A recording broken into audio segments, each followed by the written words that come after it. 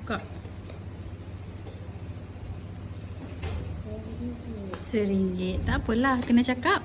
Oh, RM2. Ingatkan RM1. Okey. Lagi?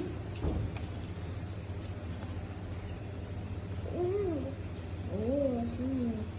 RM2.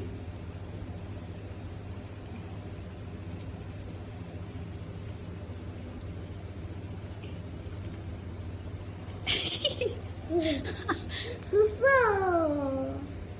Tak apa, korek je. Tengok lah. Cakap lah. Try sikit.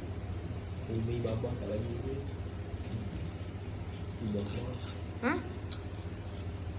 RM2. Patut duit sikit. Berapa lagi ni? Ha?